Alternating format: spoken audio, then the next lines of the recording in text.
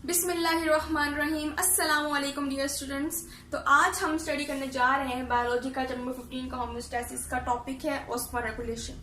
ठीक है, पिछले लेक्चर में हमने इन मैकेनिज्म को डिटेल में ब्रीफली स्टडी किया था, ऑस्मोरेगुलेशन को, थर्मोरेगुलेशन को, एक्सक्रीशन को, और मैंने आपको बताया था कि अब इस चैप्टर में हम इन तीनों मैकेनिज्म्स को लेकर चलेंगे और इनको बहुत ही ज्यादा अच्छे तरीके से डिफाइन करेंगे। ठीक है, स्टडी करेंगे। तो सबसे पहला हमारा मैकेनिज्म आ रहा है ऑस्मोरेगुलेशन का। जैसे कि कल हमने बात की थी कि जब हम रेगुलेट करते हैं amount of solute and amount of water, यानी कि पानी में जितनी भी गेन आ रहा है और जितना भी लॉस आ रहा है, ठीक है, जब हम उसको क्या करते हैं, स्टडी करते हैं, उसको रेगुलेट करते हैं between an organism and environment, तो ये हमारे पास पूरा का पूरा मैकेनिज्म बनता है ऑस्मोरेगुलेशन का।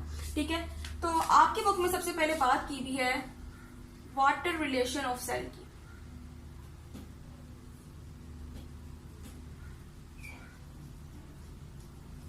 जब हम सेल की बात करते हैं तो सेल को आपको पता है, ये सेल जो है एक प्रॉपर फंक्शन करता है और सेल के अंदर बहुत से सोल्यूट्स भी मौजूद हैं। तो उन सोल्यूट्स को डिसॉल्व करने के लिए कोई ना कोई सॉल्वेंट चाहिए। और जब हम वाटर की बात करते हैं तो वाटर आपको पता है कि यूनिवर्सल सॉल्वेंट है और वो क्योंकि वो किसी भी तरह का सोल्यूट जो है उसको डिसॉल्व इजिली कर सकता है। तो सेल जो है प्रॉपरली फंक्शन करने के लिए, यानी कि अपने सोल्यूट को इजिली डिसॉल्व करवाने के लिए एक सॉल्वेंट यूज करता है which is water.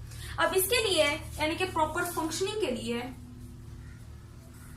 For proper function, cell ने एक fixed amount of water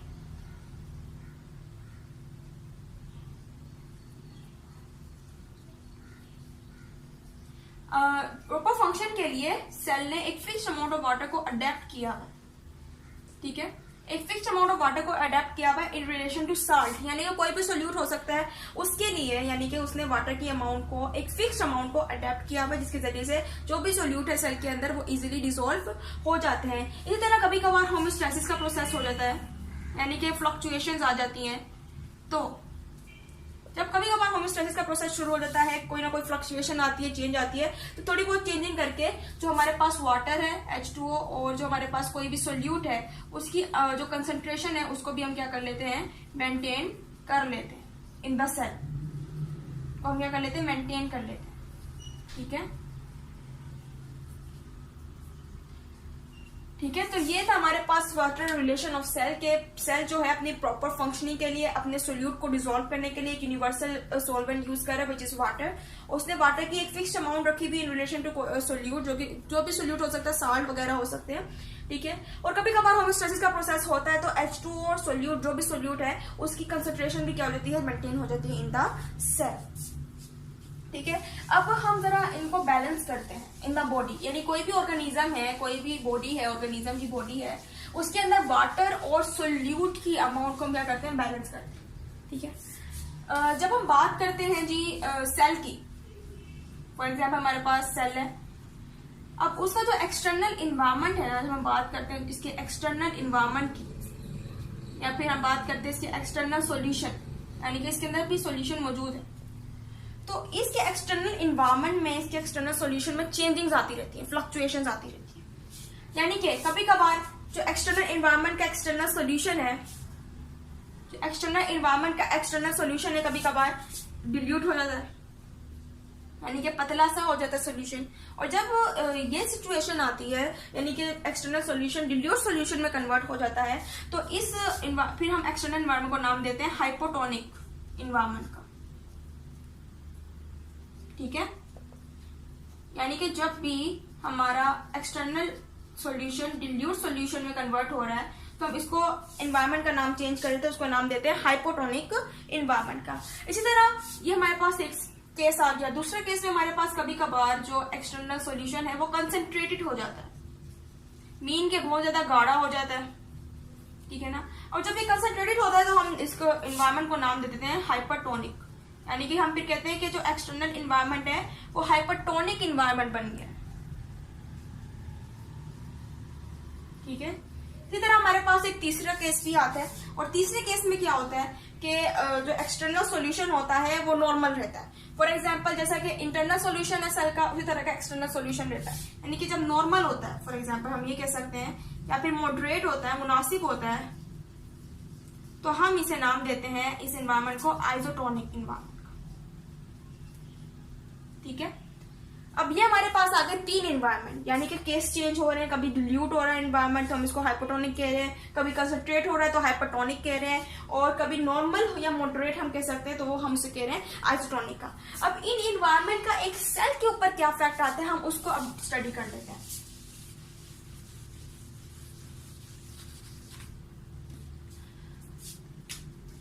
for example, मिसाल के तौर पर जो सेल का एक्सटर्नल एनवायरनमेंट है वो डिल्यूट हो गया, मिसाल के तौर पर, ठीक है ना, डिल्यूट हो गया सॉल्यूशन, यानी कि फिर हमने इसको नाम दिया था हाइपोटोनिक एनवायरनमेंट का।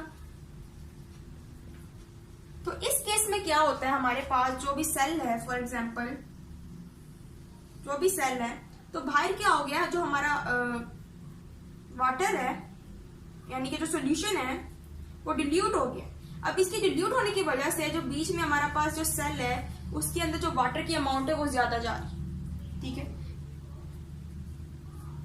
जो सॉल्यूशन है वो हमारे पास डिल्यूट हो गया, इसलिए हम इसको हाइपोटोनिक का नाम दे रहे हैं। हाइपोटोनिक एनवायरनमेंट हो गया हमारे पास, यानी कि सॉल्यूशन डिल्यूट हो गया। और फिर सेल के ऊपर इसका क्या इफेक्ट आ रहा है कि सेल के अंदर ज्यादा से ज्यादा अमाउंट ऑफ वाटर ऐड हो रहा है।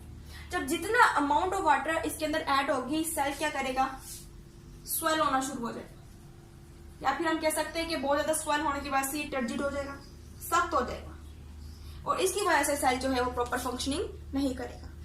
और कभी कभार क्या होता है, कंसंट्रेटेड हो जाती है सॉल्यूशन कंसंट्रेटेड होता है, यानी कि हमारे पास जो इन्वायरमेंट है वो हो जाता है हाइपरटोनिक। अब इस इन्वायरमेंट में क्या होता है कि सॉल्यूशन जो है वो बहुत ज्यादा गाढ़ा हो जाता है, तो तब सेल के ऊपर क्या इफेक्ट पड़ता है।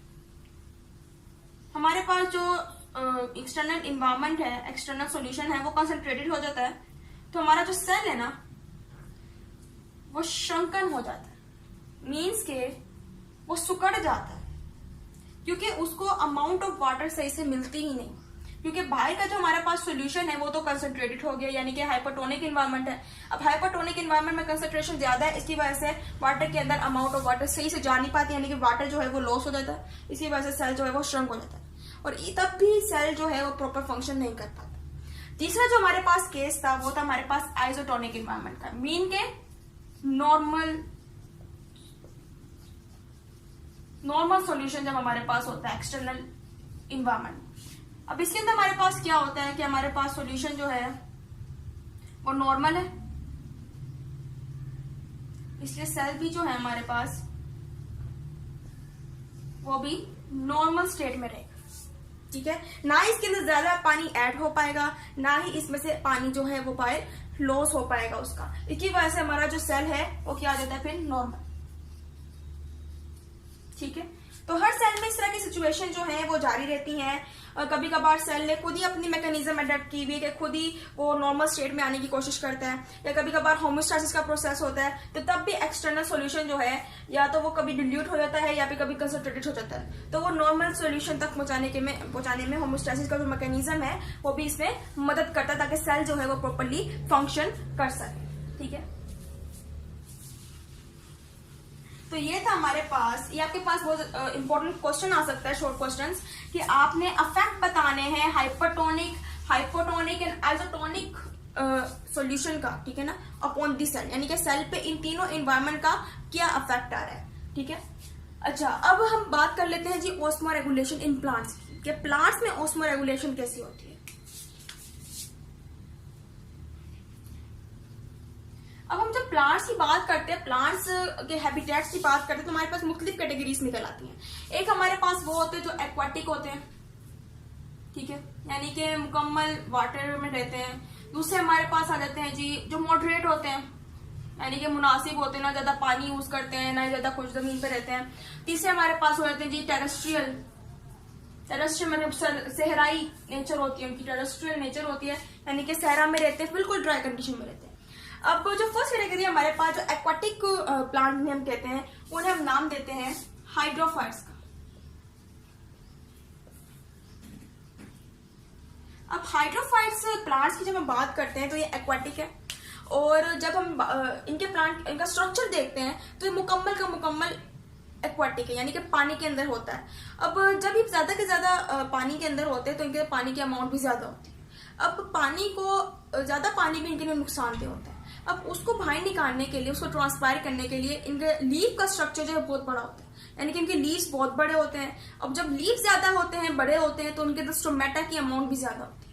जब स्टोमेटा ज्यादा होते हैं तो उनके अंदर ट्रांसपायरेशन भी ज्यादा होती है। मीन्स के जो एक्स्ट्रा वाटर है वो इजिली एवापोरेट हो जाता है, ठीक है, इन ट्रांसपायरेशन।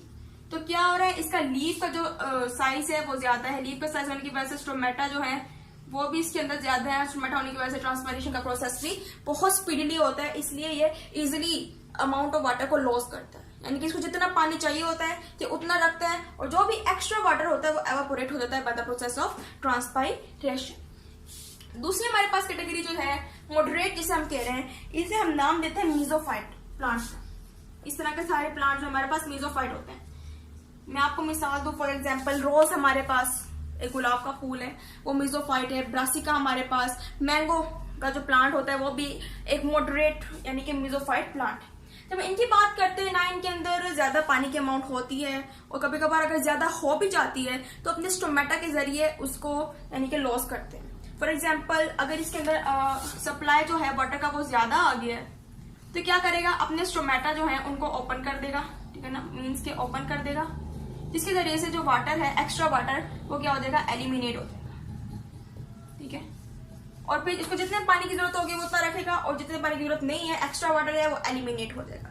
और कभी कभार इसको पानी नहीं मिलता, कभी कभार पानी की जो है वो रिस्ट्रिक्शन हो जाती है, कम हो जाता है, तो तब भी क्या कर लेते हैं, अपने स्टोमेटा को क्लोज कर देते हैं, जिसकी वजह से एलिमिनेशन खत्म हो जाती है और वाटर उसके अंदर जो है वो सेफ रहता है, और ये सर्वाइव इजिली कर पाते हैं, ठीक है। अब हम तीसरी कैटेगरी की बात करते हैं, और वो हमारे पास है टेरेस्ट्रियल नेचर के प्लांट्स। वो होते हैं हमारे पास एक्जीरोफाइट।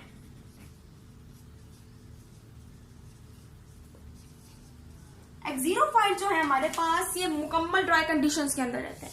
और जब हम इन तमाम प्लांट्स का स्ट्रक्चर देखते हैं तो इनकी स्किन बहुत ज्यादा मोटी होती है, थिक होती है, और इनके क्यूटिकल भी बहुत ज्यादा मोटे होते हैं, इनकी स्किन वैक्सी होती है, और इनके लीव्स जो हैं उनके अंदर स्टोमेटा अपर लेवल पे नहीं होते बल्कि लोअर लेवल पे होते हैं, जिसकी वजह से ट्रांसपायरेशन यानी कि loss of water, extra water जो है वो इजिली एवापोरेट नहीं हो पाता, जिसकी वजह से ये टेरेस्ट्रियल कंडीशन में, ड्राई कंडीशन में भी सर्वाइव कर पाते हैं। हमारे पास सबसे बड़ी अच्छी एग्जांपल जो है वो कैक्टाई की है। हमारे पास कैक्टस जो है, जब हम उनका स्ट्रक्चर देखते हैं, उनकी स्किन भी मोटी होती है, क्यूटिकल मोटे होते हैं, थिक होते हैं, इसके अलावा इनकी स्किन जो है वो वैक्सी होती है, इसी वजह से ये टेरेस्ट्रियल कंडीशन में भी सर्वाइव कर पाते हैं। और जब भी कभी कभार जब बारिश होती है वहां पर, तो इनके जो स्टेम्स होते हैं, जब इनके स्टेम्स की बात करते हैं, देखिए कभी कभार जब भी बारिश होती है, रेन होती है, तो जो बारिश का पानी होता है ना, स्टेम्स क्या कर लेता है, स्टोर कर लेते हैं। और जब भी ड्राई कंडीशन ज्यादा हो जाती है तो उसी स्टोर वाले जो वाटर उसने स्टोर किया होता है उसको क्या करता है, यूज में लाता है इन ड्राई कंडीशंस, ठीक है। तो ये था आज का हमारा लेक्चर। उम्मीद है आपको लेक्चर पसंद आया होगा। तो इंशाल्लाह अगले लेक्चर में हम ऑस्मोरेगुलेशन इन एनिमल्स को भी स्टडी करेंगे। तो तब तक के लिए अल्लाह हाफिज।